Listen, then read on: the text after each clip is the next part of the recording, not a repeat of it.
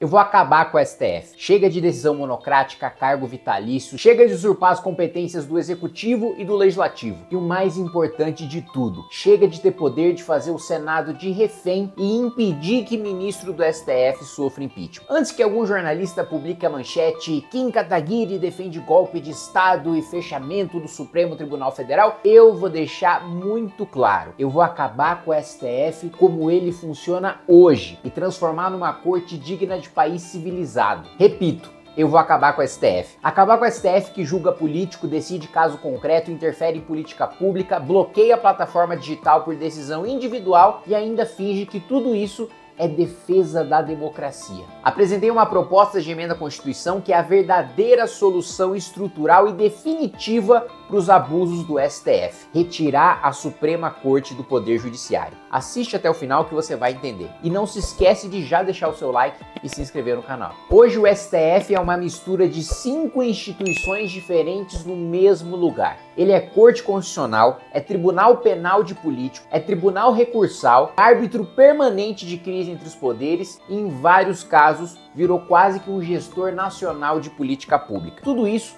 concentrado em 11 ilhas, 11 ministros. O problema não é existir uma corte para proteger a Constituição. Todo país sério precisa disso. O problema é quando a corte, que deveria ser o escudo da Constituição, começa a utilizar a Constituição como arma para abusar do seu poder. Isso não é um tribunal. É um clube de ditadores que governam sem voto. O problema não é um ministro ou outro. Eu defendo impeachment e até prisão de ministros como Dias Toffoli e Alexandre de Moraes, envolvidos no escândalo do Banco Master. Mas isso é solução de curto prazo. E isso precisa entrar na sua cabeça. O principal problema não é quem ocupa a cadeira de ministro do STF. O principal problema é o poder da cadeira de um ministro do STF. Qualquer pessoa que sentar naquela cadeira terá superpoderes. E nós sabemos que o poder absoluto corrompe absolutamente. Se nós não acabarmos com a própria existência do poder absoluto, a gente nunca vai acabar com os absolutistas. Agora vem o ponto mais importante que muita gente vai tentar esconder no debate público. A PEC tira o STF do judiciário como um tribunal comum no topo da pirâmide e transforma numa corte constitucional autônoma. Parece só um detalhe jurídico, uma mudança de nome, mas não é. Hoje o STF julga pessoas, políticos, casos concretos, habeas corpus, mandados de segurança, processos criminais e ao mesmo tempo decide grandes temas constitucionais. Com a PEC, isso acaba. O novo STF passa a ter uma função central: dizer se uma lei, um ato normativo ou uma omissão viola a Constituição. A pergunta deixa de ser fulano tem que ser preso e vai passar a ser: essa norma é compatível com a Constituição? Essa diferença muda tudo, porque uma coisa é uma corte constitucional dizer que uma lei é inconstitucional. Outra coisa é um ministro decidir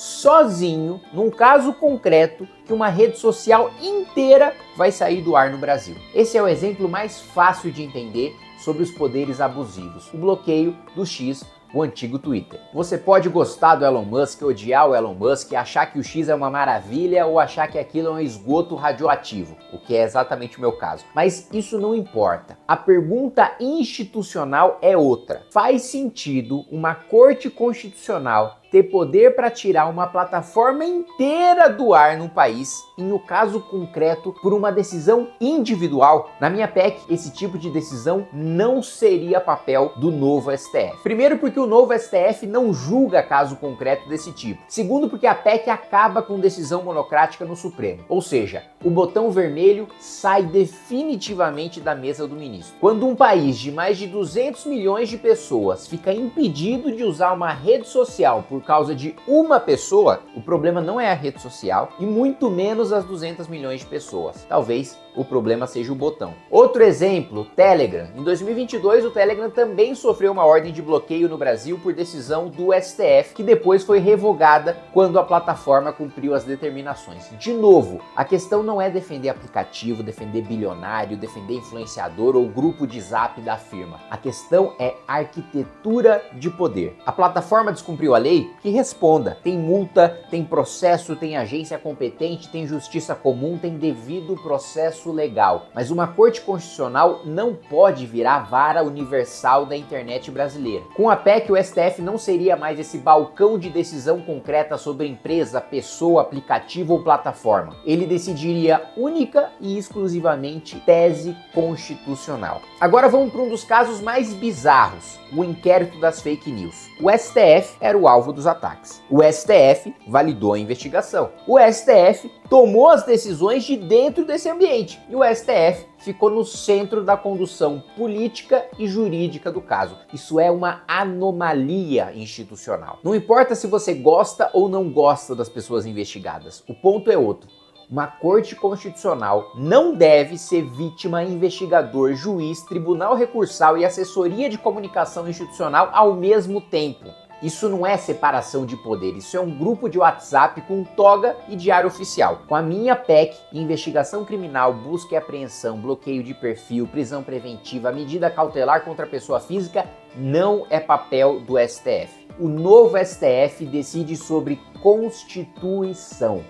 Ponto. Outro exemplo é o julgamento criminal de políticos diretamente pelo Supremo. O julgamento criminal de autoridades políticas sai do Supremo e vai para o STJ ou para uma instância própria de acordo com o caso. Isso tira o STF do centro da briga política diária. Porque quando o Supremo investiga político, julga político, prende político, solta político, censura político e depois diz que está apenas defendendo a Constituição, ele vira parte do jogo político. E juiz que vira jogador perde autoridade para apitar. Outro caso importante, a criminalização da homofobia e da transfobia por decisão do STF.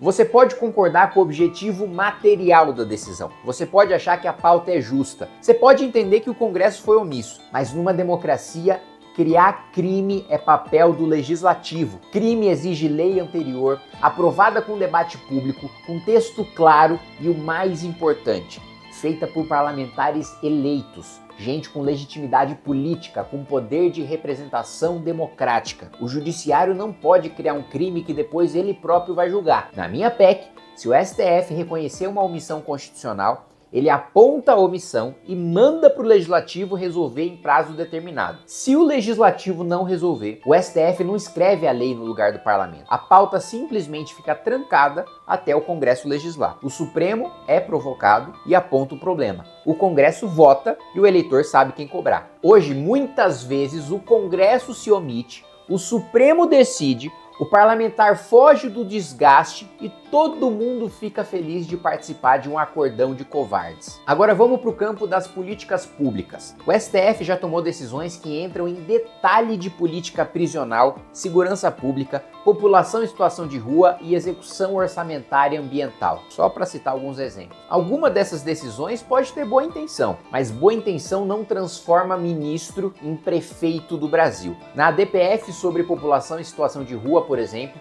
o debate chegou a plano nacional, mapeamento, capacitação de agentes, política de moradia, trabalho, renda, educação, zeladoria urbana, banheiro público, lavanderia social. Eu não estou dizendo que nada tem que ser feito em relação aos moradores de rua. Eu não estou dizendo que os governantes não são omissos. O que eu estou dizendo é que não é o Supremo que deve decidir isso. Quem deve decidir é o Poder Executivo. E quem tem que obrigar o Poder Executivo a resolver esse problema é o eleitor, não é o Supremo Tribunal Federal. Ministro do Supremo não foi feito para administrar banheiro público, lavanderia social, presídio, operação policial, orçamento climático, política de moradia. Não. Na minha PEC, o novo STF tem uma trava expressa: nunca interferir em política pública e não invadir a competência do Executivo nem a competência do Legislativo. O Supremo pode dizer que existe uma violação constitucional, mas ele não pode virar síndico-geral da República. Traduzindo e resumindo a PEC em linguagem simples.